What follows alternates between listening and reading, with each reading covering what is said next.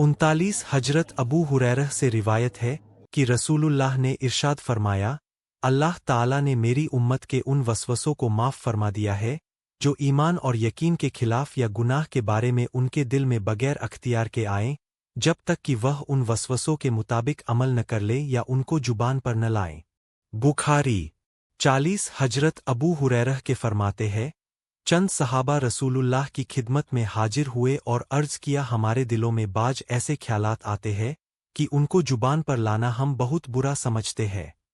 रसूलुल्लाह ने दरियाफ्त फरमाया, क्या वाकई तुम उन ख्यालात को जुबान पर लाना बुरा समझते हो? अर्जू किया, जी हाँ। आपने इरशाद फरमाया, यही तो ईमान है। मुस्लिम। फायदा, यानी जब ये वसवसे व ख्यालात तुम्हें इतने परेशान करते हैं कि उन पर यकीन रखना तो दूर की बात, उनको जुबान पर लाना भी तुम्हें गवारा नहीं, तो यही तो ईमानी कमाल की निशानी है। 41 हजरत अबू हुरैरह नबी करीम का इरशाद नकल फरमाते हैं कि ला इलाह इल्लाह की गवाही कसरत से देते रहा करो, इससे पहले कि ऐसा वक्त आए कि तुम इस कलिमा को मौत या बीमारी वगैरह की वजह से न कह सको।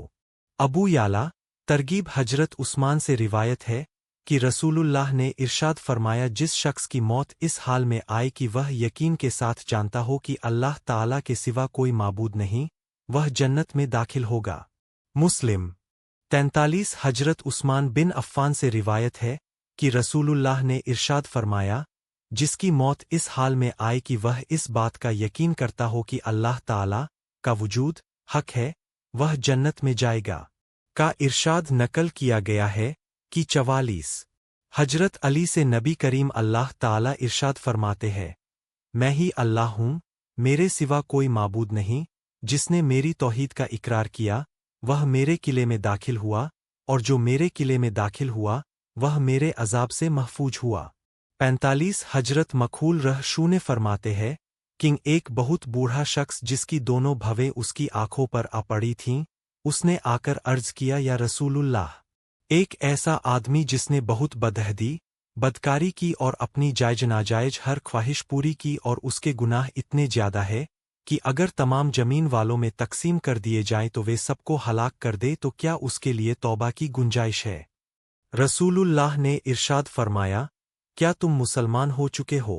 उसने अर्ज किया, जी हाँ, मैं कलिमा शहादत अशहदु अल्लाह इलाह इल्ल, तुम्हारी तमाम बदल्दियां और बदकारियां माफ फरमाते रहेंगे और तुम्हारी बुराइयों को नेकियों से बदलते रहेंगे।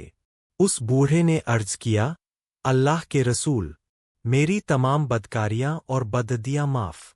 रसूलुल्लाह ने इरशाद फरमाया, हाँ, तुम्हारी तमाम बददियां और बदकारियां माफ है। यह सुनकर वह बड़े मियाँ अल्लाहु अकबर ला इलाह इल्लल्लाह कहते हुए पीठ फेर कर खुशी खुशी वापस चले गए। तफसीर इब्ने कसीर। 46 हजरत अब्दुल्लाह बिन अशरू बिन आ से रिवायत है कि मैंने रसूलुल्लाह को यह इरशाद फरमाते हुए सुना, क़ियामत के दिन अल्लाह ताला मेरी उम्मत में से एक शख्स को मुंतखब फरमाकर सारी मखलूक को रूबरू बुलाएंगे और उसके सामने आमाल के 99 दफ्तर खोलेंगे। हर दफ्तर हद्दे निगाह तक फैला हुआ होगा। इसके बाद उससे सवाल किया जाएगा कि इन आमाल नामरों में से तू किसी चीज का इनकार करता है? क्या मेरे उन फरिश्तों ने जो आमाल लिखने पर तैनात थे तुझ पर कुछ जुल्म किया है कि कोई गुनाह बगैर किए हुए लिख लिया हो या करने से ज्यादा लिख दिया हो?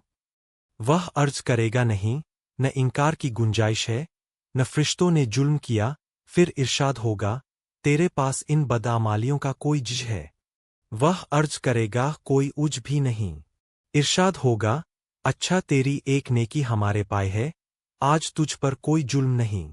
फिर कागज का एक पुर्जा निकाला जाएगा जिसमें अशहदु अल्ला इलाह इल्लल्लाहु व अशहदु अन्नन मुहम्मदन अब्दुहु व रसूलुह लिखा हुआ होगा।